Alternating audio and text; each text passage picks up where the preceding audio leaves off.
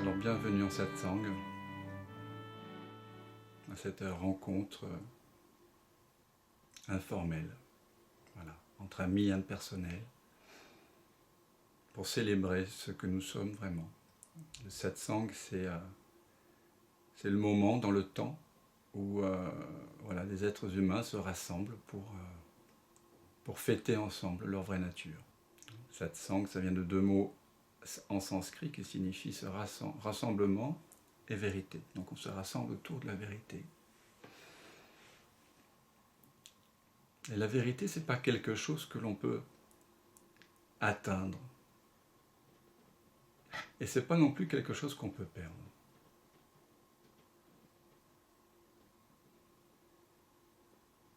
Parce que c'est déjà là. C'est à la fois la simplicité, la difficulté de ce message qu'on partage ici. Et c'est pour ça, comme vous l'aurez remarqué, que l'on aborde cela essentiellement de façon négative. On ne peut pas affirmer, voilà, je suis ceci, cela. Si je vous posais la question qui êtes-vous et que vous me répondiez par exemple, eh bien je suis une femme, un homme de tel âge, et que vous me récitiez votre CV, vos histoires, vos croyances, tout ce à quoi vous vous identifiez, tout ce qui vient après le jeu, ce à quoi le jeu s'identifie, je ne pense pas que vous seriez satisfait. Vous ne seriez pas empli de ce que vous cherchez réellement. Et qu'est-ce qu'on recherche vraiment? On cherche la paix, la joie, l'amour. Donc on ne peut pas affirmer qui l'on est puisque ce serait quelque part basé sur une mémoire. Donc dans la tradition authentique de la reconnaissance de qui nous sommes vraiment, en général, on procède par une voie apophatique, négative.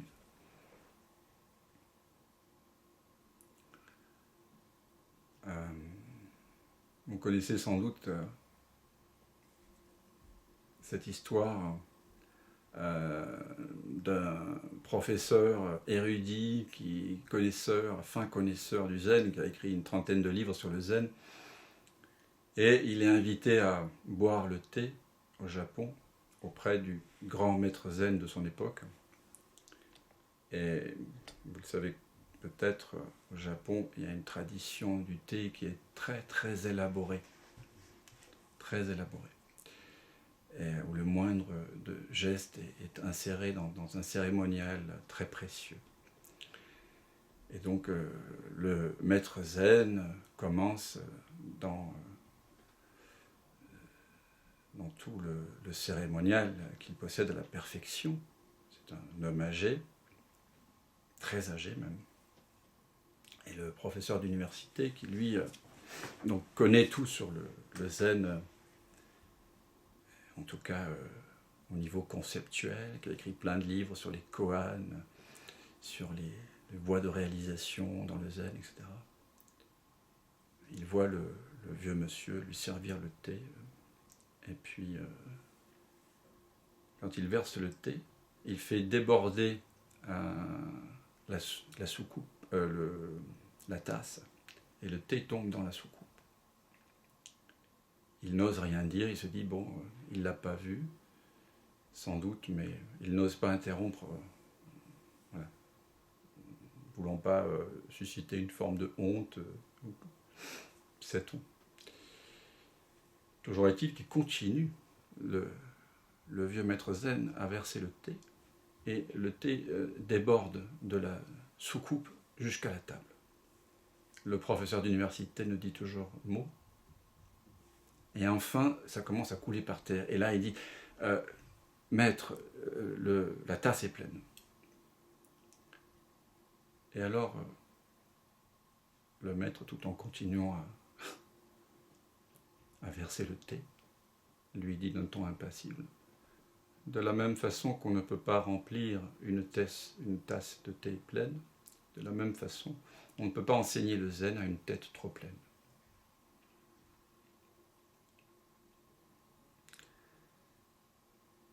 Donc, la première chose à laquelle on est invité pour se reconnaître soi-même, c'est de se vider de toutes les représentations qu'on a de soi-même.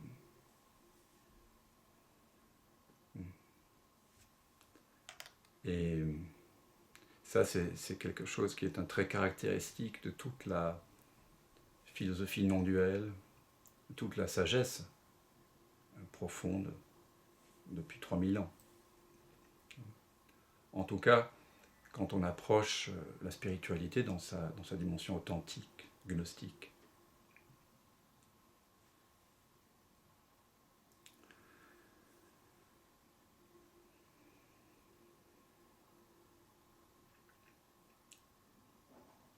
Vous avez sans doute entendu parler de Neti Neti, qui est la pratique la plus utilisée en Inde pour se connaître soi-même. Ça signifie ni ceci ni cela. Donc, vous devez, pour vous connaître vous-même, rejeter tout ce qui est perceptible, tout ce qui apparaît et disparaît, tout ce qui est concevable, donc y compris les pensées, qui apparaissent et disparaissent, comme n'étant pas vous. Et quand vous aurez tout écarté comme n'étant pas vous, à la fin, vous rejetez celui ou celle qui semblait faire le neti-neti comme n'étant pas vous.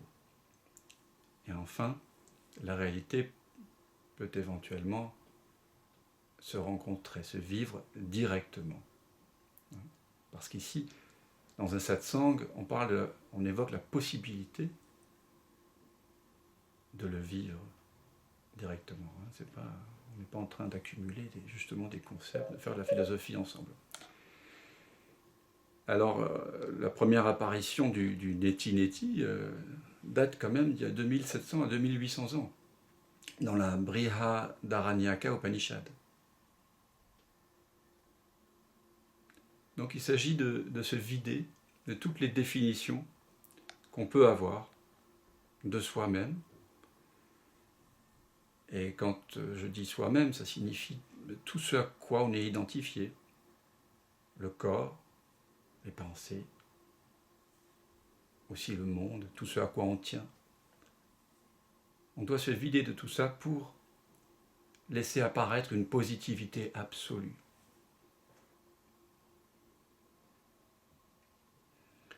Alors j'ai envie de vous lire un texte sur lequel je suis tombé, j'avais noté il y a longtemps, qui est très très beau, de Maître Eckhart.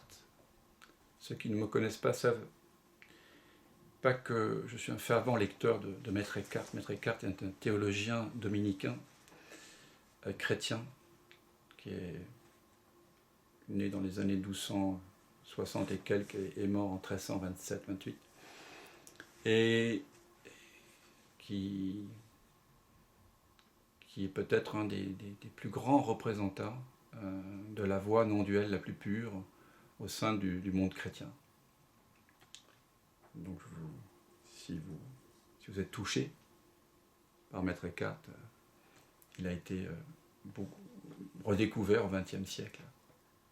Et il y a énormément de traductions de ses sermons, de traités. Il dit: même quand nous nous séparons de toutes les créatures et que nous nous engageons sur la voie de la vérité, nous ne sommes pas encore pleinement bienheureux. Bien que notre regard plonge dans la vérité divine,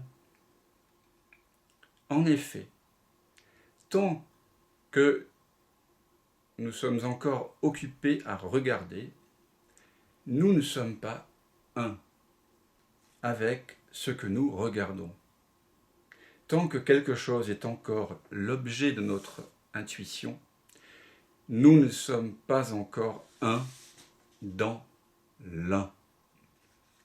Puisque là où il n'y a que l'un, avec un majuscule, c'est notre vraie nature, on ne voit pas plus que l'un.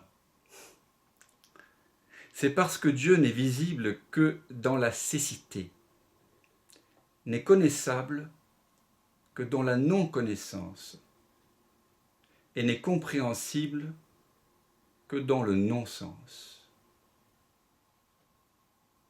Je vais me permettre de répéter cette dernière phrase. C'est parce que Dieu n'est visible que dans la cécité, n'est connaissable que dans la non-connaissance, et n'est compréhensible que dans le non-sens.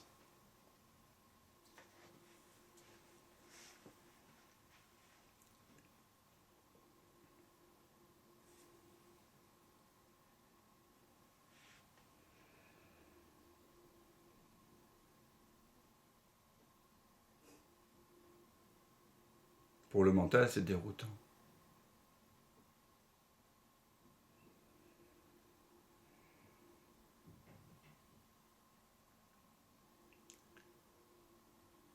Mais le non-savoir, c'est peut-être une des clés les plus directes vers notre vraie nature. Ramana Maharshi aussi disait à quelqu'un qui disait « je ne sais rien », il disait « découvrez quelle est la nature de ce non-savoir ». Et vous allez découvrir le soi. Nisargadatta Maharaj disait également quelque chose comme, je l'ai cité dans mon dernier article sur le blog, Éclore en conscience, le monde et la conscience apparaissent et disparaissent tous deux dans l'inconnu que je suis ultimement. Donc l'état de... On parle souvent de connaissance, connaître sa vraie nature. Donc on peut avoir vite l'impression que c'est une connaissance, comme quelque chose qu'on peut acquérir. Le mental est prompt à interpréter la connaissance de ma vraie nature comme une connaissance objective. Mais en réalité, tous les grands sages depuis 6000 ans nous disent que la connaissance de soi, ce que nous sommes ultimement, est assimilable à un espace de non-savoir.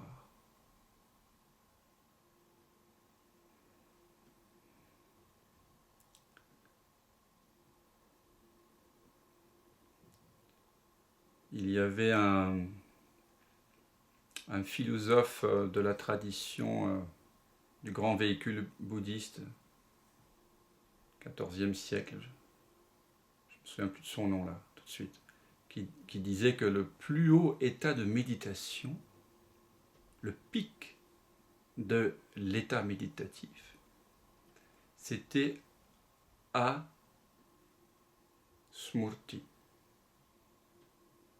A, c'est le privatif en sanskrit.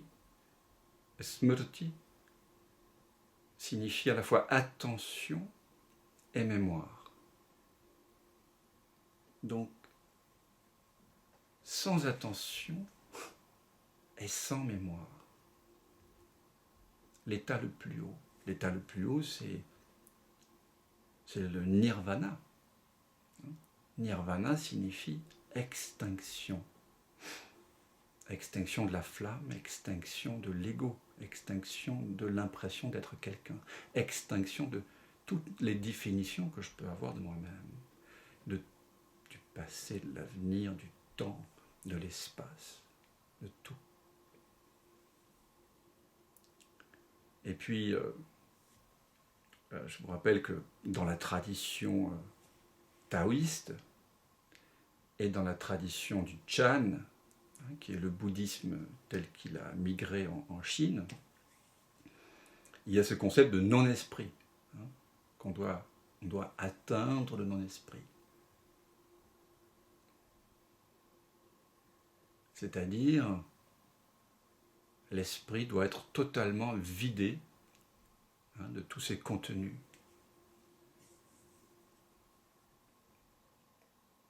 On dit d'ailleurs dans la tradition taoïste que un homme érudit apprend quelque chose tous les jours et que un homme qui se voue au Tao désapprend quelque chose tous les jours.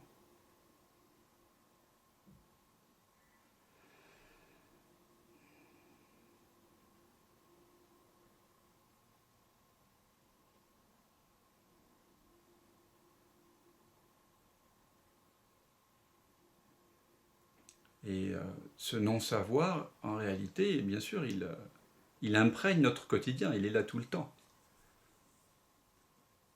Il y a une petite histoire qui peut éventuellement nous faire réaliser à quel point c'est là tout le temps. C'est l'histoire d'un rabbin qui va à la synagogue tous les jours. Il emprunte le même chemin depuis 40 ans. Jour de pluie, jour de soleil, jour de guerre, jour de paix. Jamais il n'a manqué une journée et tous les jours il emprunte le même chemin vers la synagogue. Et donc le matin, il est en train d'aller vers la synagogue et en face de lui, une trentaine de mètres, arrive le policier de la ville qui a passé une très mauvaise nuit parce qu'il s'était saoulé le soir avant. Il s'est disputé avec sa femme, il n'a pas dormi de la nuit. Donc il y a une sorte de rage intérieure contenue. Mais en voyant le vieux rabbin marcher vers lui, il se décide de le saluer, il dit « Bonjour, où allez-vous » Et il se décide d'être un petit peu poli, de se forcer un peu, alors qu'il bouillonne à l'intérieur. Et le rabbin, il dit « Je sais pas ». Et alors là, il explose dans une rage folle, et il dit « Mais vraiment, vous vous moquez de moi. Je sais très bien où vous allez, vous le savez très bien également. Ça fait 40 ans que vous empruntez le même chemin, et tous les jours vous allez à la synagogue. Vraiment, vous vous foutez de ma gueule. Je vais vous apprendre ce que c'est que de se foutre de la gueule d'un officier de police. » Alors il le prend par le cou, et puis il le traîne jusqu'à la prison qu'il ouvre. Et puis il l'enferme dans une cellule. Et alors même qu'il vient de refermer la cellule, il voit le vieil homme là qui le regarde au milieu de la cellule et qui lui dit « Vous voyez, on ne sait pas. » Et donc ça illustre en fait que la vie est totalement imprévisible. Totalement imprévisible à chaque instant. On pourrait tous avoir un AVC là. C'est peu probable, statistiquement. Mais sait-on jamais. En même temps, il y a certainement plus de probabilité que de gagner au loto. Mais c'est possible. Une météorite pourrait frapper la Terre dans quelques instants. Enfin, vous savez très bien qu'il suffit d'un accident de voiture, un moment d'inattention pour que la vie bascule. Peut-être certains d'entre vous ont vécu ces basculements. Mais on est ainsi fait qu'on fait comme si, en fait. On fait comme si tout était prévisible, tout le temps. On vit dans un quotidien où la pensée nous tisse sans cesse, surimpose, comme ça dans la conscience, il y a un surtexte qui est tout le temps là, qui, pour éloigner l'anxiété de l'imprévisibilité de la vie, crée des repères. C'est une façon qu'on a d'échapper à l'anxiété, de refouler l'anxiété. Et vous savez combien c'est dangereux quand on refoule l'anxiété, le stress. Vous savez que le diable a tendance à sortir de sa boîte à tout moment, dès qu'on est touché quelque part. Voilà, ça peut être des colères, ça peut être la frustration, ou du stress tout simplement, nous rendre insomniaques, etc. Mais une des façons que l'homme a de faire pour surmonter cette anxiété de l'imprévisibilité de la vie, totalement imprévisible, hein, si on vous avait dit que vous seriez enfermé de 6 heures du soir à 6 heures du matin chez vous, et que vous voyez du confinement en 2020, un an auparavant, vous aurez ri à la barbe de celui qui vous l'aurait énoncé. J'en suis sûr, moi aussi, sûrement. Donc on n'est pas au bout de nos peines, on n'est pas au bout de notre joie non plus, on va voir. Mais en tout cas, on a cette façon de faire taire cette anxiété en créant des habitudes, hein, en essayant de quadriller notre quotidien au maximum. C'est ce qu'on appelle les habitudes, qui sont aussi auxquelles on s'attache, hein, c'est les attachements. Je travaille à telle heure, je prends le métro à quelle heure, je prends la voiture à telle heure, les enfants à l'école, les anniversaires, les fêtes, la série à la télé, mon livre à lire, mon petit coussin de méditation, le Zoom avec Dan, tous les 2 dimanches, etc., etc.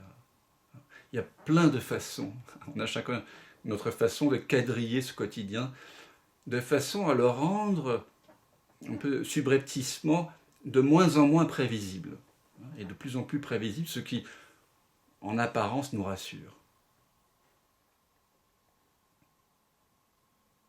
Mais en fait, évidemment, ça ne nous rassure pas profondément, c'est clair.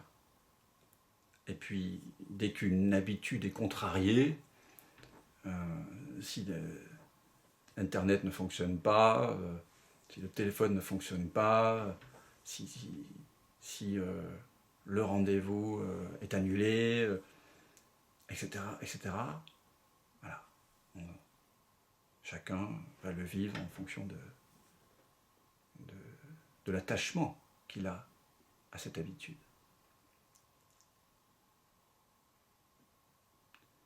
Et donc, les humains vivent comme si tout était prévisible. En fait, on a une espèce de super ordinateur, avec une complexité folle, hein, qui est certainement c'est l'ordinateur le plus extraordinaire qu'on connaît actuellement dans l'univers, hein, super calculateur qui nous fait des probabilités. Et on est tout le temps en train de vivre dans un réseau de probabilités qui est censé nous rassurer comme ça. Et c'est très rare qu'on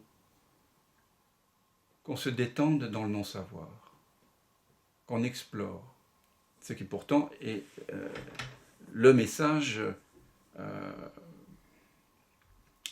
universel de tous les hommes qui ont réalisé leur vraie nature, des différentes cultures, de différentes époques. Ils évoquent ce non-savoir, l'importance de se vider de tous nos savoirs, de se vider de nos attachements, de se vider de nos croyances, de complètement faire tabula rasa de toute identification.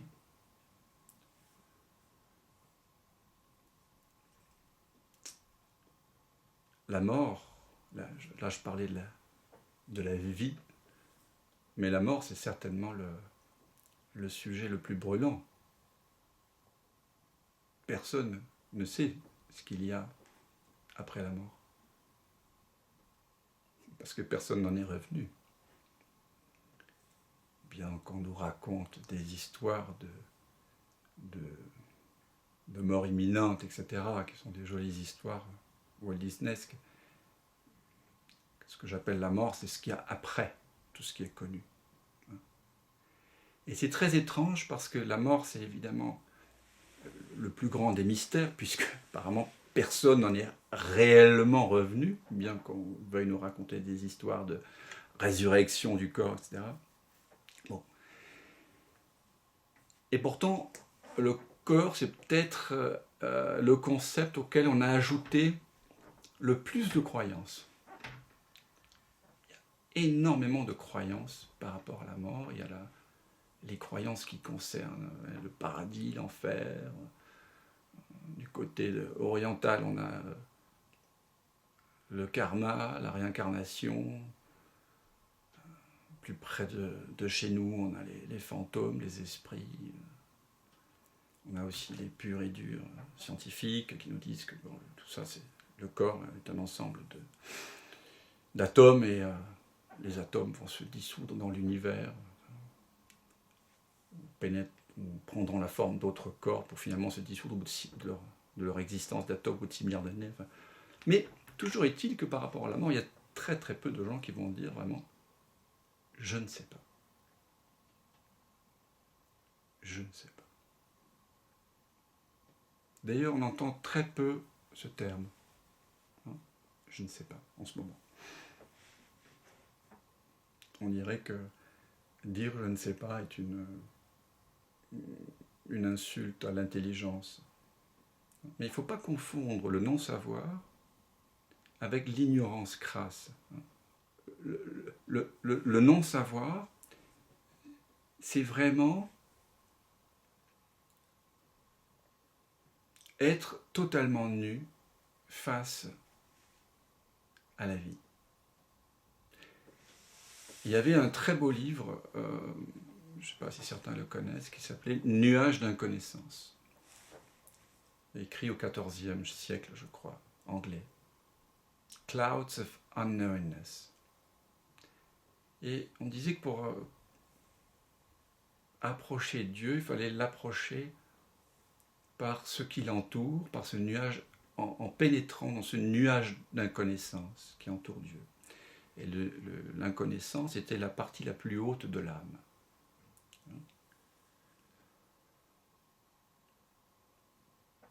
Et donc c'est ce que je vous propose de faire, ce voyage maintenant vers votre vraie nature. Alors on pourrait croire qu'il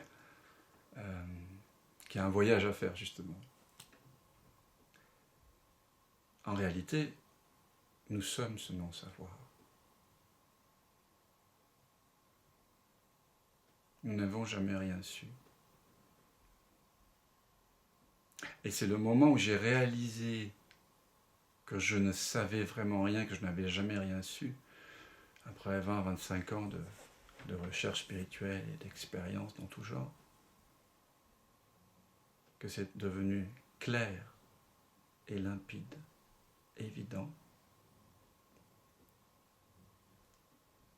quand toute prétention à savoir est tombée, que l'identification à un moi séparé n'était plus possible. Donc je vous invite maintenant à réaliser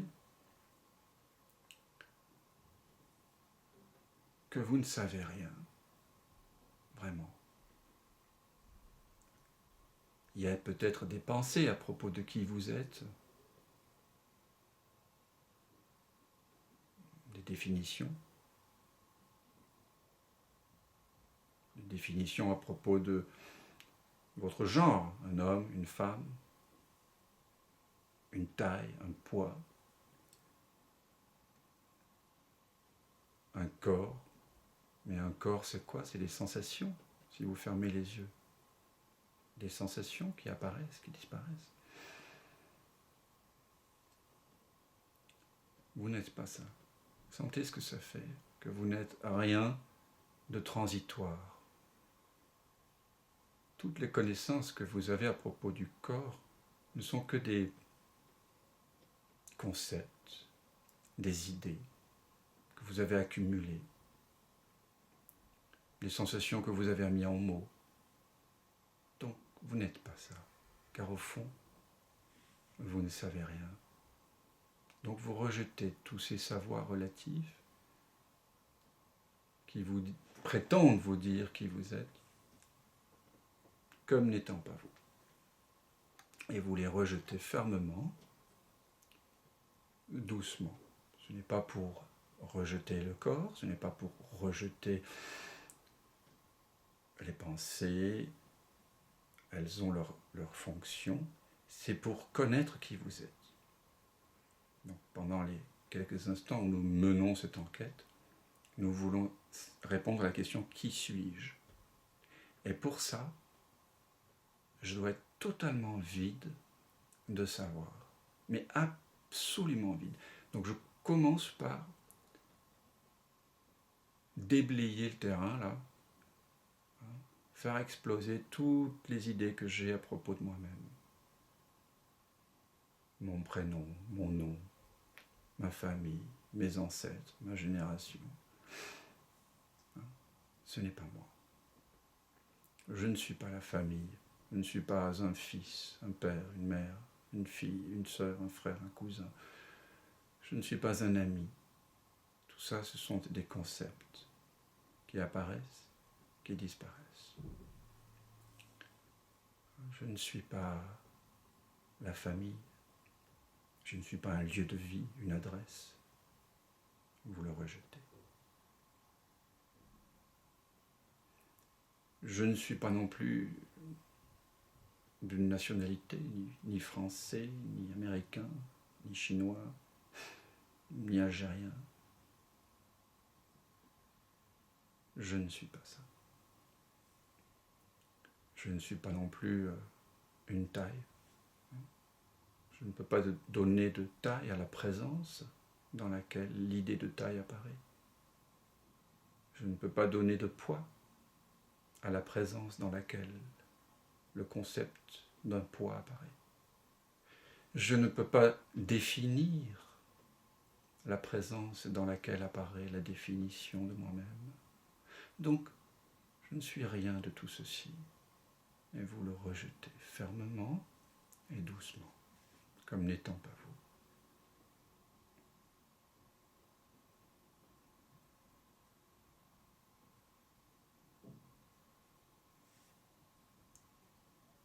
On m'a raconté l'histoire que j'étais né, mais ça aussi c'est une histoire qui apparaît et disparaît maintenant. Maintenant, je ne sais pas. L'espace de présence dans lequel l'histoire d'être né apparaît et disparaît ne naît pas.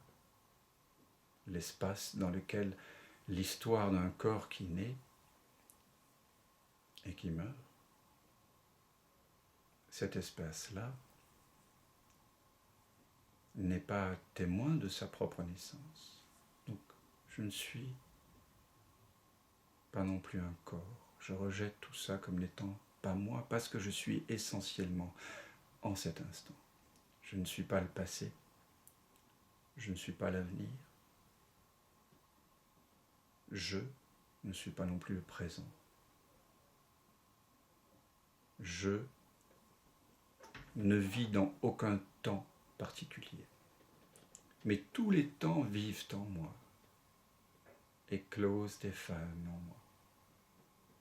Je suis au-delà du temps, en deçà. Je ne suis pas localisé.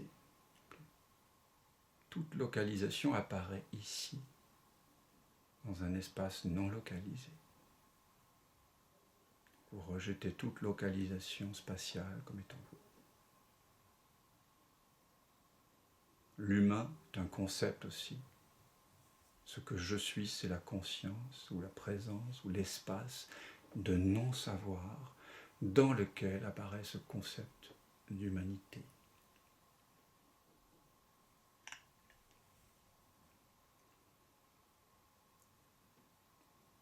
Donc je vous invite vraiment à réaliser que vous ne savez rien.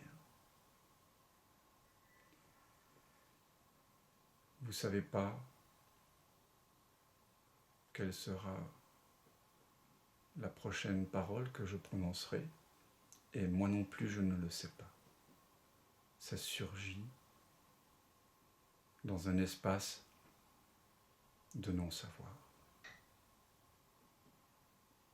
Vous ne savez pas quelle sera votre prochaine pensée.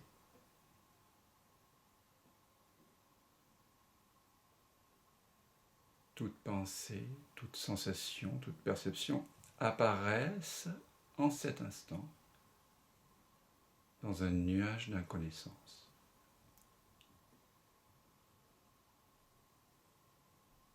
Alors sentez ce que cela fait que d'être l'inconnu, avec un grand I si l'on veut.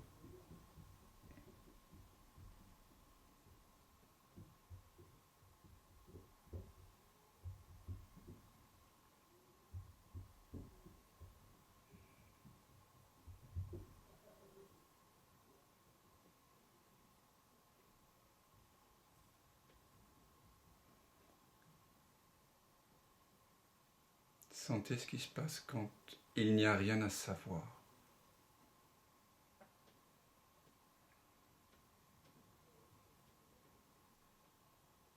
Absolument rien à savoir pour être.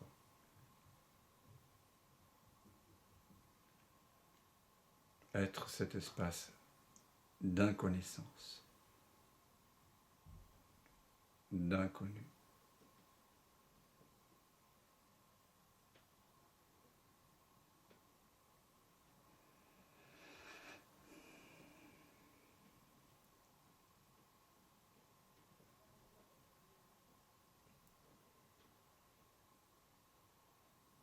Vous voyez ce que cela fait que de pénétrer dans le nuage d'inconnaissance, de pénétrer dans le mystère.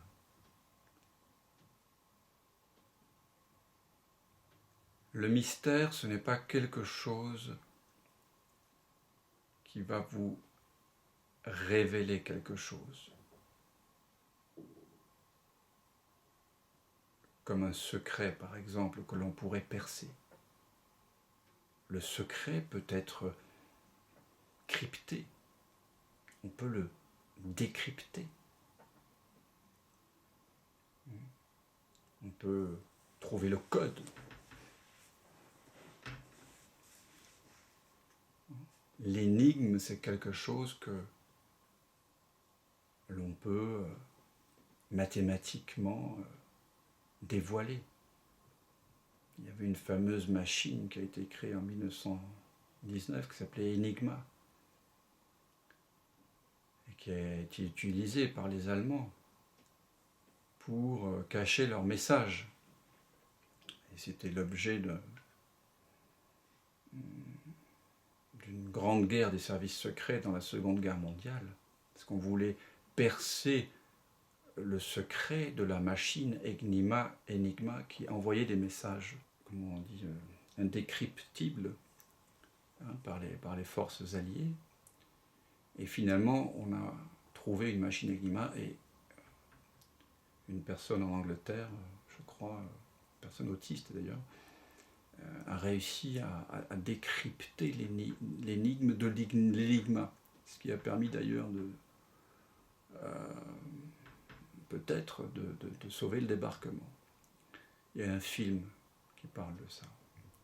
Donc l'énigme, c'est quelque chose qu'on peut percer, on peut comprendre, on peut atteindre. Mais le mystère, ça n'a rien à voir avec ça. Le mystère, plus vous y plongez, je vous invite à y plonger maintenant,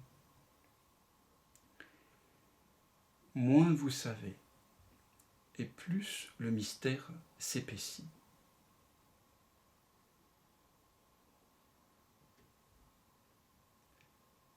Le mystère, il n'est pas là pour être dévoilé, il est là pour être vécu, senti, goûté.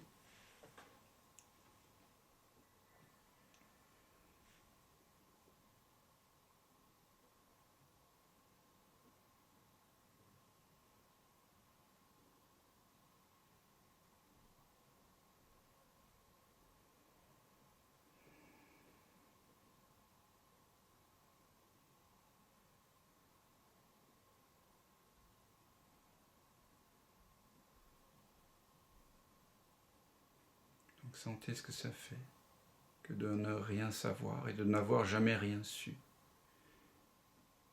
Que de voir tous vos savoirs relatifs n'être que des comme si.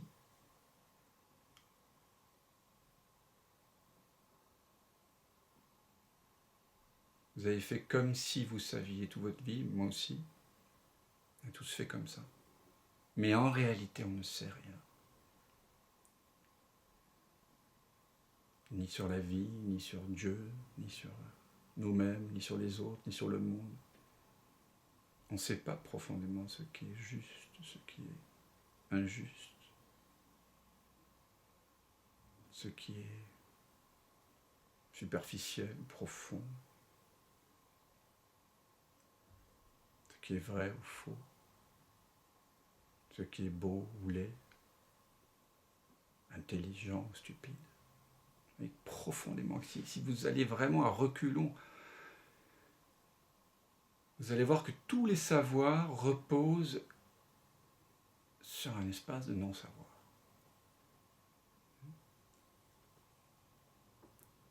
Ça, c'est la découverte la plus remarquable que j'ai pu faire dans ma vie. Et le jour où, un jour, c'était juste évident que j'étais ce non-savoir.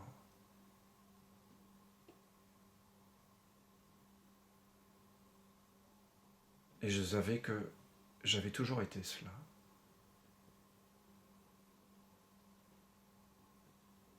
Donc, déposez-vous dans ce mystère. Et ce qu'il y a d'incroyable, c'est que plus le mental acquiesce, lâche prise sur le fait de savoir, de connaître, de contrôler, plus il s'abandonne dans ce mystère absolu,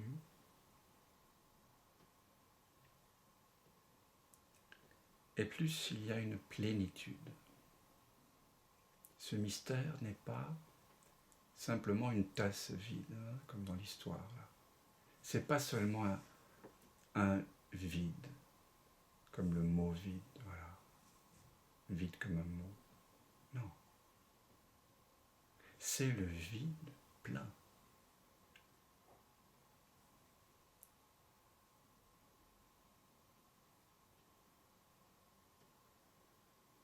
Je vous propose de rester un peu en silence et goûter le mystère absolu de notre vraie nature.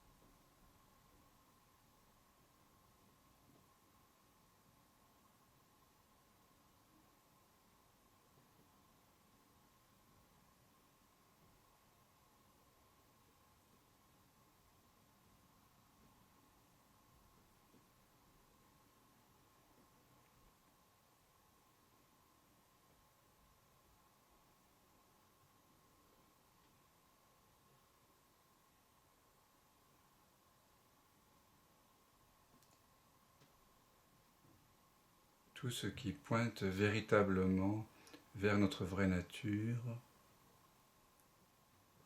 est là pour nous faire goûter directement à ce mystère.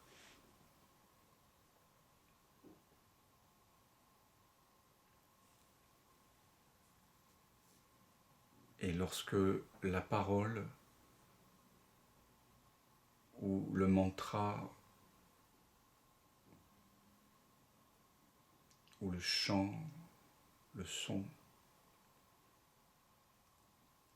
ou le doigt qui pointe, qui se retourne vers là où on pensait qu'il y avait une tête, lorsque la clé non-duelle a fait son job,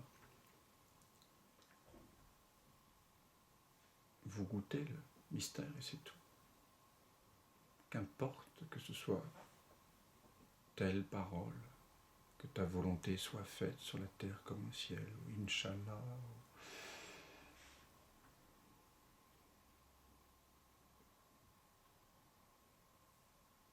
ou un trio de Shostakovich qui vous a amené dans le mystère.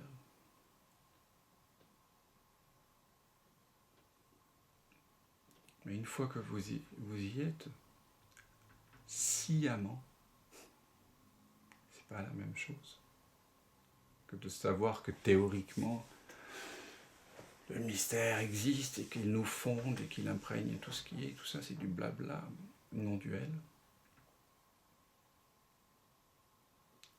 Une fois que vous le vivez, goûtez-le vraiment.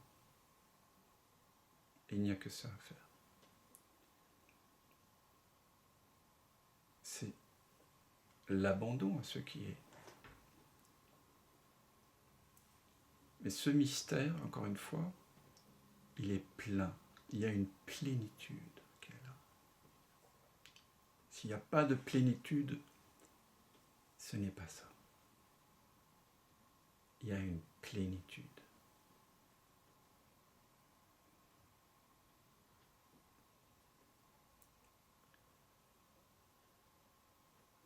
Qui culmine dans l'émerveillement d'être.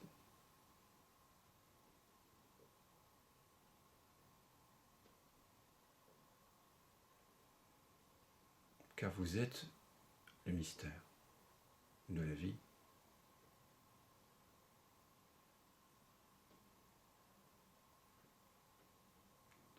Tu es cela.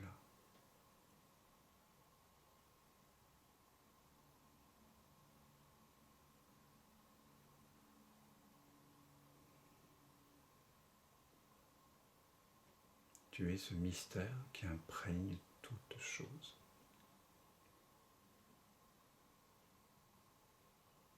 Le corps, les pensées, les autres corps, les créatures, les formes, les choses, la nature. Quand on pénètre profondément dans ce mystère,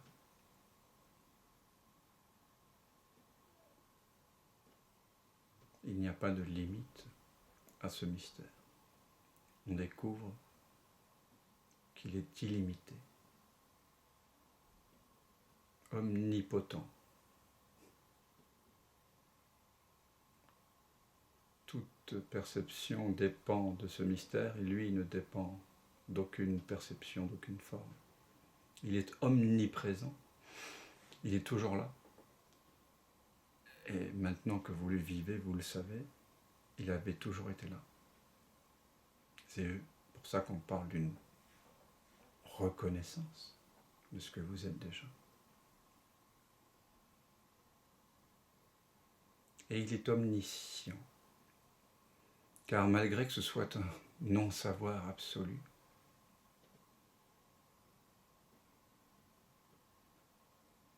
vous savez que c'est cet espace de non-savoir, ce mystère absolu, par quoi tout est connu.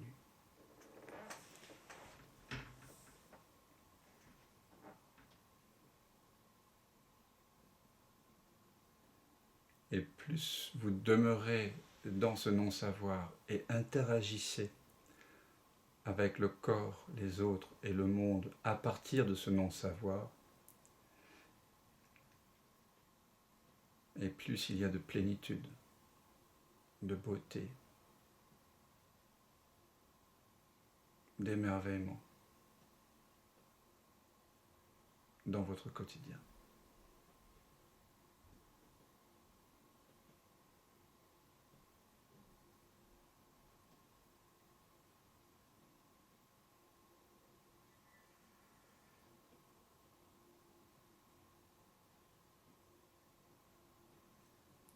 Et ce, quelles que soient les expériences sur le plan relatif.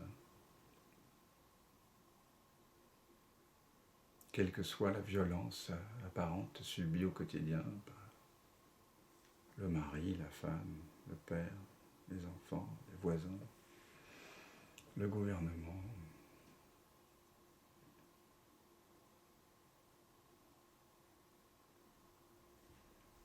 J'ai envie de vous relire les 3 dernières phrases de Maître Eckhart, là.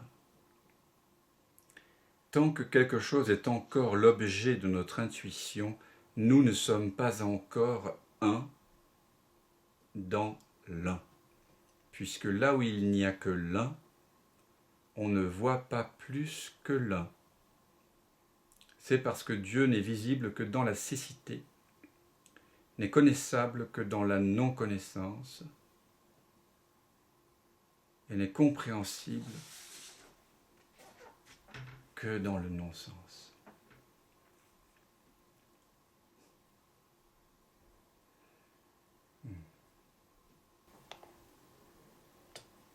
Oui, c'est pour ça que Jésus dit que ce sont les enfants qui vont être assis à la droite du Père au paradis. Hein? Ce n'est pas les disciples. Les disciples qui sont honte. Ce n'est pas eux dont il parle en priorité. C'est ceux qui ne savent pas, qui ne prétendent pas savoir.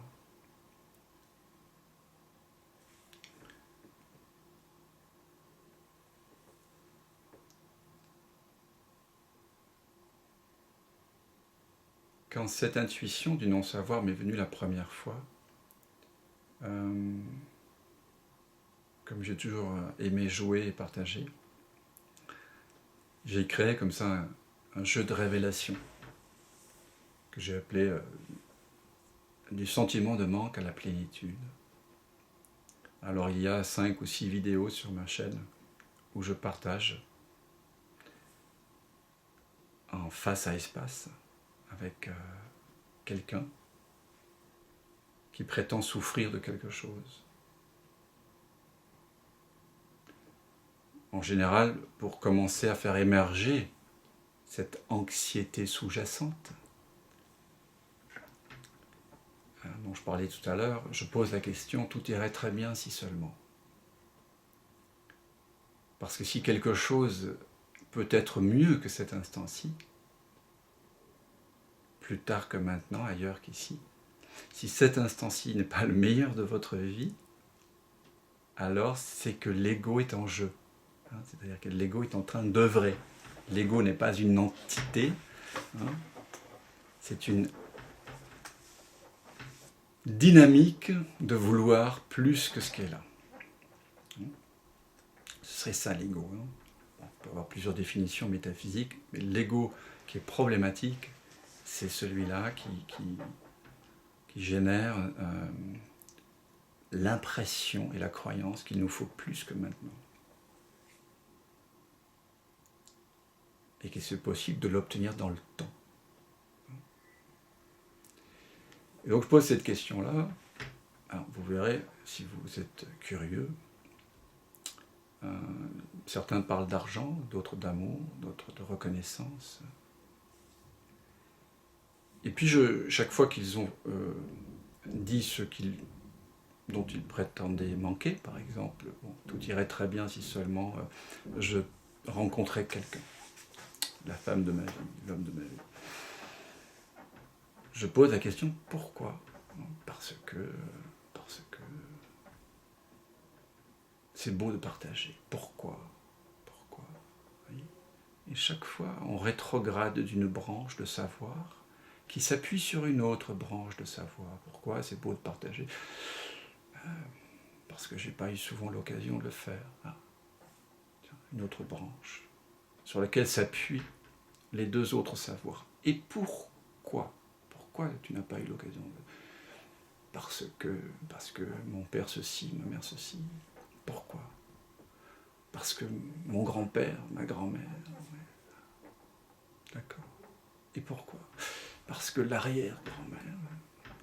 Et pourquoi? C'est le principe du comique de répétition. Jusqu'à ce que le mental le réalise. Et alors là, il y a quelque chose d'extraordinaire qui se passe, parce qu'on peut ainsi rétrograder assez loin, on peut aller jusqu'à l'âge de pierre, mais il y en a qui vont jusqu'à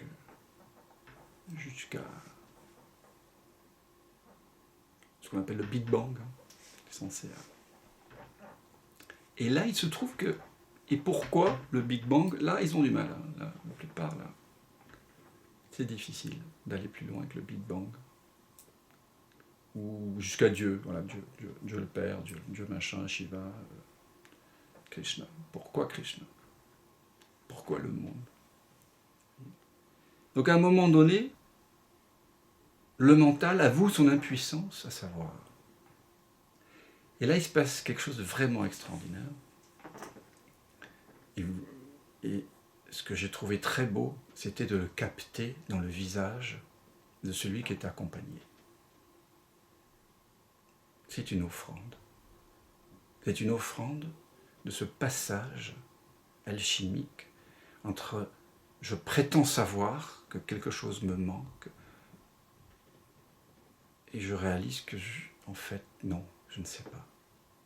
Et là, quand on ne sait pas, tous les autres étages d'apparent savoir se dissolvent dans l'instant. Et là, vous voyez une lumière impersonnelle qui perce. C'est ça, la lumière de Dieu. La lumière impersonnelle. Donc, il suffit d'être honnête et à chacune de vos prétentions à savoir, posez la question « Pourquoi ?» Et à la réponse qui vient, bien sûr dire pourquoi, parce que si vous vous contentez d'une réponse, que vous ne descendez que d'un étage, alors là c'est la question la plus superficielle et stupide au monde. Ça suppose qu'on croit à la causalité. Mais le pourquoi, il faut le mener jusqu'au bout. Et c'est ça qu'on ne fait pas. On ne va pas jusqu'au bout. On n'est pas jusqu'à boutiste. Bon, moi c'est comme ça, j'ai eu l'intuition qu'il fallait jusqu'au bout avec ça. Même enfant, je pense que peut-être certains se souviennent de ça. Il suffit juste d'aller jusqu'au bout. Et là, le mental, toute l'énergie mentale qui était projetée vers l'extérieur est ramenée au centre.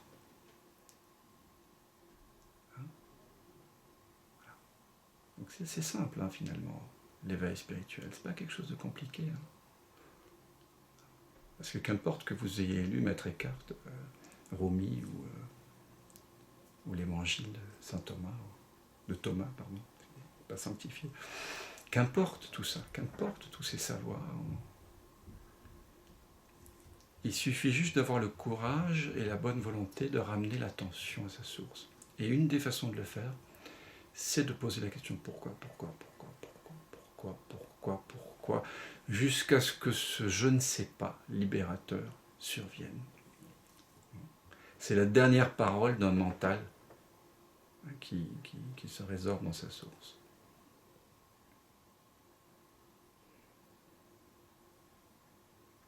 Vous pouvez pressentir que c'est le même non-savoir en chacun. On n'a peut-être pas les mêmes croyances sur la chloroquine, sur je ne sais quoi, sur les vaccins au hasard. Mais ce qui fait, ce qui fait qu'on est un, c'est ce non-savoir. On sait que, au fond, quelles que soient les croyances de chacun, les goûts musicaux, esthétiques, sexuels, culturels, gustatifs, de voyage, quelles que soient nos façons de juger les événements politiques, géopolitiques. Quand on est connecté à ce non-savoir, en soi, on sait que c'est le même non-savoir chez l'autre, au fond, hein, lorsque le mental se tait, en fait. Hein, on sait que c'est le même écran. Et ça, ça fait que deux êtres peuvent être ensemble en ayant des opinions politiques, économiques, juridictionnelles, très très différentes. Oui.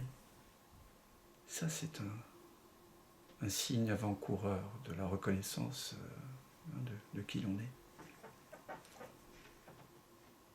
Parce qu'à partir de ce non-savoir, tout s'apprécie. Tout. Il n'y a pas de raison que vous goûtiez moins la vibration en écoutant Macron parler de la guerre contre le virus qu'en étant assis dans le silence au sommet de l'Arunachala. Sauf, bien sûr, si vous le croyez. Mais puisque vous ne savez rien, que vous êtes profondément imbibé de ce mystère, la joie, la paix, l'amour sont possibles en toute occasion. Vous allez être surpris. Vraiment. Vraiment. Vraiment.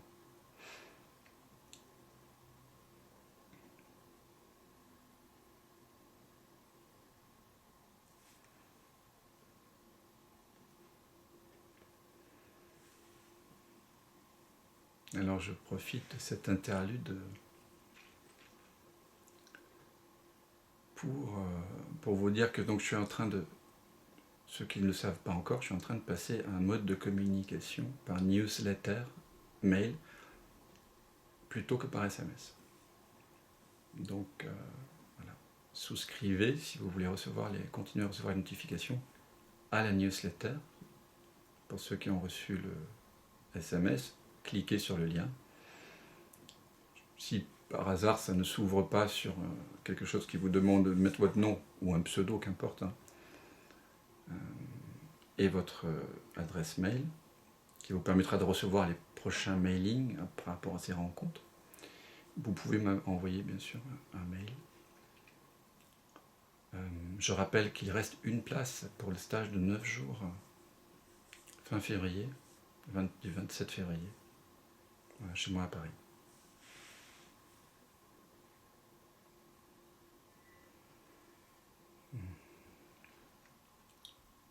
Vous voyez, je fais comme si ça allait voir lieu.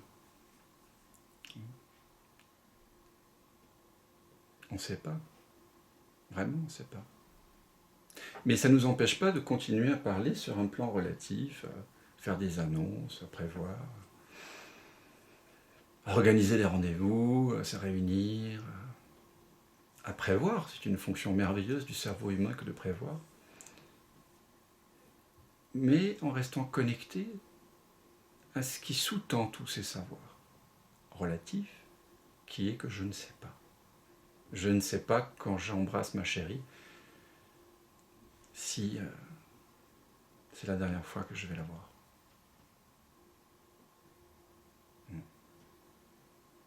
Je ne sais pas quand j'ai ma mère au téléphone si c'est la dernière fois que je vais la voir au téléphone profondément.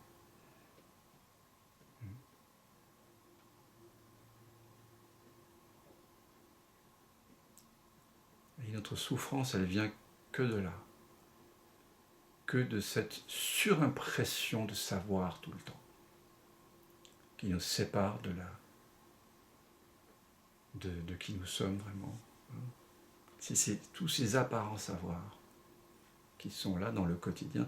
C'est pour ça que ça peut prendre un temps de les accueillir dans le non-savoir, un à un.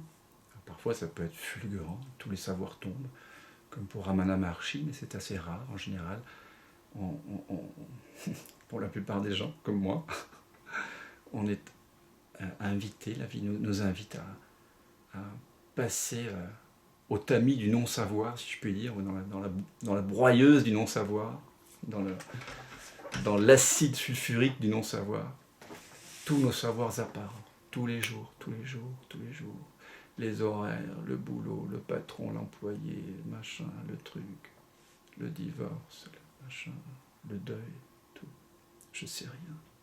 Je sais rien. Et vous allez tout de suite vous connecter au mystère de la vie,